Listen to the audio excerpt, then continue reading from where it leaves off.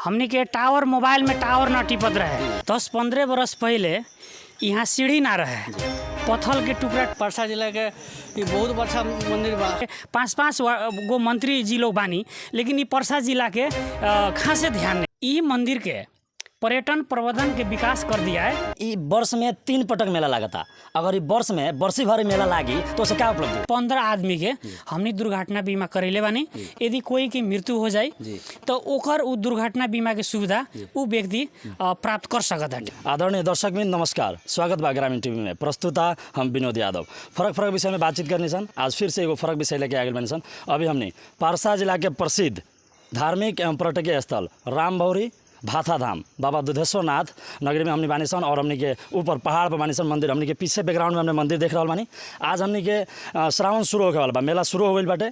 हमने के परसों से सोमवार, फर्स्ट सोमवार शुरू हुई। और ये विषय में हमने के संक्षिप्त रूप में हमने के बातचीत करम सन कि अभी के सुरक्षा अवस्था आ मेला के गतिविधि और यहाँ का है और कितना दिन से ई शुभारम्भ भइल बा, मेला लागे शुरू भइल बा, ई विषय में हमने के ग्रामीण क्षेत्र के वरिष्ठ पत्रकार ग्रामीण महासंघ के उपाध्यक्ष पत्रकार संघ के सदस्य वहाँ से हमने की बातचीत करम सन।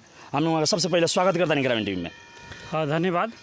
अभी हमने के दुधेश्वर नाथ मंदिर में बानी सन। अभी यहाँ के अवस्था, मेला के अवस्था क्या बा अभी? धन्यवाद, बहुत बढ़िया प्रश्न कहनी। सबसे पहले हमने के धार्मिक ऐतिहासिक रूप में परसा जिला के ही नाम धार्मिक र ऐतिहासिक पर्यटकीय के रूप में चिन्हावे में सफल भइल श्री 108 श्री दुधेश्वर नाथ महादेव मंदिर, जौन पटेरवा सुगौली गांवपालिका वार्ड नंबर 1 के पहले यहाँ एगो टोल और बस्ती ही रहे। सुरक्षा व्यवस्था के कारण से सरकार उ बस्ती के परिवर्तन कर देलक। अभी परसा राष्ट्रीय निकुंज अंतर्गत घना जंगल में ई दुधेश्वर नाथ महादेव मंदिर विगत बहुत लंबा समय से पूर्वज के पाला से हमनी के ई मेला लाग रहल बाटे। यहाँ हमनी के धार्मिक आस्था और विश्वास राखल नेपाल और इंडिया से विभिन्न ठाव से 12 प्रसार उठहर इंडिया के विभिन्न प्रांत से श्रद्धालु भक्तजन लोग सावन के पवित्र महीना में अपन आस्था विश्वास रख के पूजा पाठ करेला।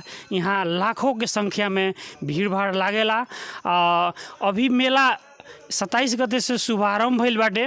आज शनिवार पड़ला से सार्वजनिक विदा के दिन भइला से आज भी यहाँ देख रहल बानी श्रद्धालु भक्तजन के सहभागिता बढ़े के क्रम जारी बाटे। विशेष करके सोमवार ज़्यादा ही भीड़ लागे के पूर्व अनुमान कइल गइल बाटे। यहाँ जौन बस्ती अवस्थित रहे लगभग कितना वर्षों को यहाँ से बस्ती हटल? करीब यहाँ से बस्ती सरकार यहाँ से सरलक करीब 10-15 वर्ष हो गई। यहाँ बस्ती रहला से जंगली जीव जनावर आके उ लोग के घर में क्षति करे के धान सब अन्न सब खाद्यान्न के सामग्री सब खा लेवे के दुख देवे के। रात के समय में कोनो इमरजेंसी हो गई तो अस्पताल के साधन ना रहे। जंगल चारों ओर से हरा भरा जंगल के चलते सुरक्षा के व्यवस्था अच्छा ना भइला के कारण से सरकार बस्ती यहाँ से रखलक। यहाँ स्कूल रहे, अभी स्कूल अपने देख रहल बानी। हमनी के सरदर मूल्यांकन कइल जाए तो हमनी के अन्य जिला के तुलना में ई परसा जिला के दुधेश्वर महादेव मंदिर धार्मिक ऐतिहासिक पर्यटन के रूप में एकदमै महत्वपूर्ण आस्था राखले बाटे। यहाँ देखल जाए अन्य जिला में देखल जाए हमनी के कुछो नहीं है, लेकिन यहाँ हमनी के चारों ओर से हरा भरा जंगल बाटे। विभिन्न ठाव में देखल जाए तो जंगली जीव जनावर के दृश्य सब देखे के मिल रहा बाटे। यहाँ हाथी सार बाटे, अभी भी अपने लोग देख लो कि 2 हाथी वहाँ बाटे। ओकरा बाद में ताल तलेवा पोखरी बा। यहाँ पानी जौन बा कि पानी एकदम पवित्र पानी आवेला, जौन पानी कहल जाला कि एकदम सफ़ा, हमनी के धारा के पानी से भी सफ़ा पानी आवेला। यहाँ धर्मशाला के व्यवस्था बाटे। समिति द्वारा विभिन्न दात्री निकाय के सहयोग से सड़क के भी व्यवस्था गइल बाटे। आ समिति के समन्वय सहकार्य में जौन दिन बेसी भीड़ लागेला उ भीड़ के हमनी के सुरक्षा के दृष्टिकोण से हमनी के नेपाल प्रहरी सशस्त्र प्रहरी भी यहाँ परिचालन करके सुरक्षा व्यवस्था भी दुरुस्त बनावल जाला और समिति भी तैनात रहेला। यहाँ हरेक साल के बैसाख महीना में और सावन महीना भर और हमनी के सावन बैसाख और हमने के तेरस के हमने के मेला वर्ष के 3 पटक मेला हमने के लागेला। आ मेला में जे आदमी के अपन धार्मिक आस्था विश्वास रख के जौन भाखल रखेला उ भाखल पूरा हो जाला। तो यहाँ नीचा देखले होखेम आठजाम भजन कीर्तन कथा वाचन लगायत विभिन्न हर्षोल्लास के साथ ई बाबा दुधेश्वर महादेव मंदिर में मेला शुरू होला आ शुरू भी हो गइल बाटे। यहाँ मेला मनावल जाला। अभी क्या बा कि हमने के मेला के अंतिम तैयारी हो गई बाटे और हमने के पिछला समय में जैसे सुरक्षा के जौन विषय बाटे हमने के कितना आदमी हाथी के आक्रमण से मृत्यु होके भी सुनले बानी सन और अबकिर के अवस्था अपने ग्रामीण क्षेत्र से बानी और 17-18 वर्ष से पत्रकारिता क्षेत्र में ये मेला के विषय में विशेष के करोबा के जानकारी हुई। अबकिर के सुरक्षा कौन हिसाब से देना बा? हमनी के मेला समिति से भरखर काल्हे बात भइल ह। वहाँ लोग कहनी है कि सुरक्षा व्यवस्था अभी बढ़िया बाटे। हमनी के प्रहरी प्रशासन लोग से भी समन्वय कर लेले बानी सन। जौन दिन भीड़ लागी वो दिन सुरक्षा कर्मी के भी सहयोग लेके यहाँ परिचालन करल जाई। ओकरा बाद में समिति के भी लोग सब यहाँ सुरक्षा दी। साथे पहले इहे ठाव में हमनी के टावर मोबाइल में टावर ना टिपत रहे। हमनी के कोनो आदमी के संगत छूट गईला पर के कहाँ बा कह के उ संपर्क भइल ही घाना जंगल में मुश्किल रख। तो यहाँ टावर के भी व्यवस्थापन ई हमनी के इहे मेला समिति के सहयोग से टावर के भी यहाँ व्यवस्थापन हो चुकल बाटे। अभी मेला के अंतिम तैयारी बा। अभी विशेष करके अब हमने के छोटकरी में एकरा के अंत कल जाए और विशेष करके नया नया चीज़ यहाँ अभी देखे वाला चाहे हर एक सोमवार के कितना भक्तजन लोग को उपस्थित हो जाला रोबा के जानकारी कितना तक बा? जैसे हमने के प्रत्येक सोमवार के करीब लाखों के संख्या में यहाँ दर्शनार्थी भक्तजन के सहभागिता देखे के मिलेला। ऐसे कि रउआ रास्ता देखो तो पूरा रास्ता जाम हुई। यहाँ जंगल में भी चारों ओरिया सवारी साधन से भरी भराऊ रही। हमने के इतने ई दुधेश्वर महादेव के इतने न बड़का इतिहास बाटे, इतिहास बा आस्था बा। लोग ई मेला के मतलब अपन हर्षोल्लास के साथ मनावेला, पूजा अर्चना करेला, मन में आस्था रख के आके यहाँ बहुत ही ज़्यादा संख्या में श्रद्धालु भक्तजन के उपस्थिति हम पहले भी देख ले बानी। अभी भी आवे क्रम सब हम देख रहल बानी। अब अंतिम में हमने के बताया जाए अब परसों से सोमवार शुरू हो रहा बा। अंतिम में अपने भक्तजन लोग के क्या संदेश देवे चाहे अंतिम में हमने के बताया जाए? अंतिम में हम जे भी दुधेश्वर नाथ महादेव मंदिर रामभोड़ी भाटा जौन परसा राष्ट्रीय निकुंज अंतर्गत पड़ल, यहाँ हमने के धार्मिक हिसाब से एकदम पवित्र ठाव में बाटे। वातावरण के हिसाब से एकदम स्वच्छ वातावरण बाटे। चारों ओर से हरा भरा जंगल, जीव जनावर, ताल तलेवा, नदी, सारा चीज़ से भरी भराऊ बाटे। यदि आस्था विश्वास यदि सबके मन में बा तो ई मेला में आके अपन आस्था विश्वास के पूरा करी लगन। यहाँ सुरक्षा के व्यवस्था भी बढ़िया बाटे, समिति समन्वय कर चुकल बाटे और बाटों के भी ग्रेवल बाटो बाटे। वीरगंज से आवे खतरा एकदम सहज तरीका से आ सकता नहीं लोगन। यहाँ बाटों के भी व्यवस्था एकदम बढ़िया बाटे। धन्यवाद। अब पहले हमने के पिछला समय में यहाँ भक्तजन लोग के बहुत ही दिक्कत हो गई। एगो सीढ़ी रहे आवे के यही में रहे आ जाए के यही में रहे, मगर अभी के अवस्था का बा? पहले आज से 10-15 बरस पहले यहाँ सीढ़ी ना रहे, पत्थर के टुकड़ा टुकड़ा राखल रहे पहाड़ के। उ टुकड़ा में चढ़े खतरा श्रद्धालु सब ऊपर जा सकत बाटे। भीड़ बेसी भइला के कारण से हमने की सीढ़ी के 2 गो व्यवस्था कइल बाटे। प्रवेश द्वार और निकास द्वार को। हाँ, ई प्रवेश द्वार हो गइल, आई निकास द्वार हो गइल। नंबर 4 परसा। अभी के अवस्था का बा? पहले बहुत ही दिक्कत होत रहे आवे में जाए में। अभी के अवस्था का बा? पहले के बहुत दिक्कत होत रहे। पहले सीढ़ी ना रहे तो हमके नीचे से एगो कहल को श्रम दान करे खातिर एगो पत्थर उठा के चली लगन ऊपर। पत्थर भी पहुँचे बहन बाबा का लगा उससे रास्ता बनावल जाए, लोग उससे सुधार करके आवे जाए। अब तो बहुत आसान हो गई बा। चाहे नेतागण लोग होखे कि देश के परिस्थिति होखे, एकरा के पर्यटकीय क्षेत्र घोषणा करे के पड़ल। हमनी के दुधेश्वर महादेव मंदिर के परसा जिला के ये बहुत अच्छा मंदिर बा। यहाँ पर्यटक विकास अगर होखे तो यहाँ अच्छा हुई। हमने के विभिन्न विषय में बातचीत करनी है सर से। अभी हमने के 2-3 गो प्रश्न इम्पोर्टेंट क्या बा कि परसा जिला में 5 गो मंत्री बानी लोग, केंद्र में 3 गो मंत्री बानी लोग परसा जिला से, राजकुमार गुप्ता, अजय चौरसिया, प्रदीप यादव, और हमने के मध्य सरकार में प्रमोद जायसवाल, जनार्दन सिंह छेत्री। यहाँ लोग 5 जाने मंत्री बानी लोग अभी। और ये पारसा जिला के प्रसिद्ध धार्मिक और पर्यटकीय स्थल राम भौरी धाम में, बाबा दुधेश्वर नाथ धाम में अभी तो वहाँ लोग के दृष्टि और ध्यान आकर्षण और विकास के विषय में क्या गतिविधि हमने के वहाँ के प्रश्न जाने के चाहें सन वहाँ से। धन्यवाद। ई दुधेश्वर नाथ महादेव मंदिर ई पर्सा जिला के लोग के भाग्य बा कि पर्सा जिला में बा। आ पर्सा जिला के लोग के एगो दोसर भाग्य कथी बा कि पर्सा जिला में 5 गो मंत्री बाटे।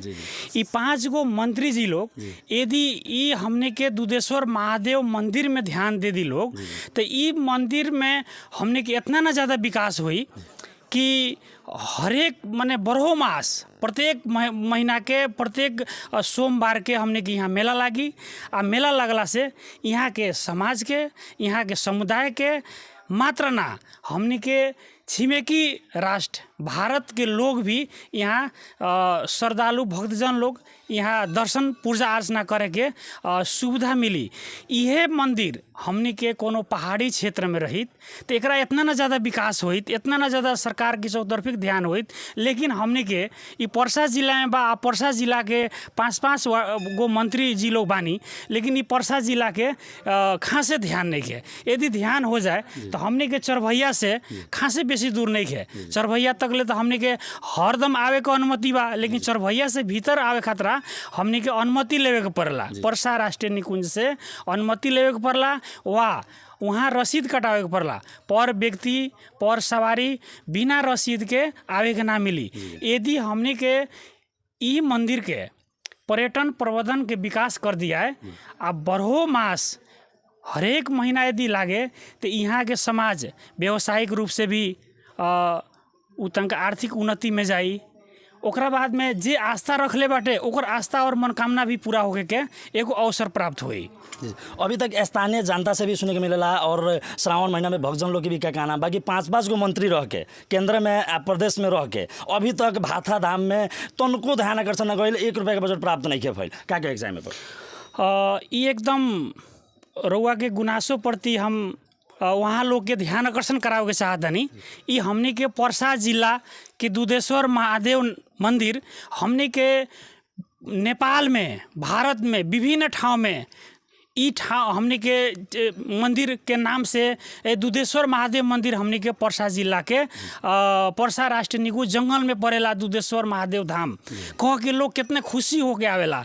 लेकिन यदि ई मंत्री जी लोग एमे ध्यान नहीं लोग देत तो वहाँ लोग के हम ध्यान आकर्षण करावे के चाहतनी कि ई हमने के पर्सा जिला के मंदिर के और दुधेश्वर महादेव मंदिर पर ध्यान दी लोगन। यदि अपने लोगन के ध्यान हो जाई तो सौराहा से लाख गुना बेहतर हमने के यहाँ सुविधा बाटे। देखी जंगल सफारी करेला यहाँ से देखाई सारू ओरिया जंगल हरा भरा चौतरफी जहाँ तक ले ताकेम तो अपने के जंगले के ही दृश्य देखे के मिली। ओकरा बाद में अपने देखिए जंगल सफारी करेला यहाँ अपने के 2-2 गो हाथी रखल बाटे। अपने के जंगल सफारी के अवस्था में अपने सुबह के समय में आएम तो अपने के हरिन, बदेल, बाघ विभिन्न किस्म के जानवर सब देखे के मिली। ओकरा बाद में विभिन्न जानवर के वास स्थान सब देखे के मिली।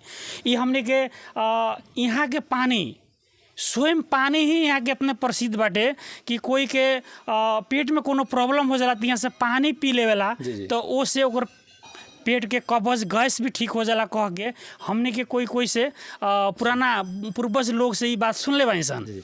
अभी का बा कि ई वर्ष में 3 पटक मेला लागता, अगर ई वर्ष में वर्षी भर मेला लागी तो उसे क्या उपलब्धि हुई? यदि वर्ष भरी ही मेला लागी तो यहाँ के जो स्थानीय लोग बाटे स्थानीय लोग एक तो रोजगार हो जाई, उससे आर्थिक उन्नति हुई आ दोसर का बात जे महादेव मंदिर से आस्था रखले बाटे ओकर आस्था भी मिली। ओकरा बाद में पर्यटन के रूप में पर्यटन खाली सावन में ना, खाली अपने के बैसाख में ना, हर एक महीना आई पर्यटन आई तो यहाँ के सब रोजगारी भी हुई आ ई ठाव प्रसिद्ध होते जाई, विकास होते जाई। हम यहाँ के गांव पालिका के भी हम ध्यान आकर्षण करावे के चाहेम। ये अपने के गांव पालिका में जौन ई दुधेश्वर नाथ महादेव मंदिर पर रहल बाटे अपने लोगन ध्यान दी, ज़्यादा से ज़्यादा एकरा के विकास के प्रगति में आगाड़ी बढ़ाई और प्लस पर्सा जिला के मंत्री जी लोग से और संबंधित सरकार वाला निकाय लोग से हम अपील करे के चाहें कि पर्सा जिला के महादेव मंदिर के प्रसिद्ध बनावेला अपने लोग चौतरफी सब जगह से ध्यान दी कि ई मंदिर वास्तव में विकास हो। पहले विगत में हमनी के ई भाथा धाम में अवस्थित भक्तजन लोग के दुर्घटना हाथी से होके या चाहे बाघ आक्रमण से अभी का न्यूनीकरण करे खातिर ओकरा के सहजीकरण करे खातिर समिति का पहल कइले बा? समिति से हमरा भरखर बात भइल जी कि विगत के समय में जी कि मेला दर्शन करे आ रहल श्रद्धालु भक्तजन लोग के जंगली जीव जनावर के आक्रमण से घायती होके के मृत्यु होके के ऐसन ऐसन किस्म के बात सब आइल बाटे। ई विषय में अपन लोग का सोचले बानी प्रश्न हम वहाँ लोग के भी कैले रहनी, तो वहाँ लोग कहने कि 15 आदमी के हमनी दुर्घटना बीमा करेले बानी। यदि कोई की मृत्यु हो जाए तो ओकर उ दुर्घटना बीमा के सुविधा उ व्यक्ति प्राप्त कर सकत हटे। ऐसे हमनी के इहे दुधेश्वर महादेव के मंदिर से कुछ दूर में घोड़े मसान पड़ेला, वहाँ तक का विकट बाटे। वहाँ हमनी के विगत 2-4 वर्ष पहले एगो साधु महंत के हाथी के आक्रमण से मृत्यु भइल रहे, तो वो बेरा बीमा ना रहे, लेकिन अब बीमा हो गई बाटे। यदि कोई भी यदि मेला दर्शन करे आयल कोई भी व्यक्ति के यदि वैसन किस्म के होताटे तो दुर्घटना बीमा उ सुविधा प्राप्त होई।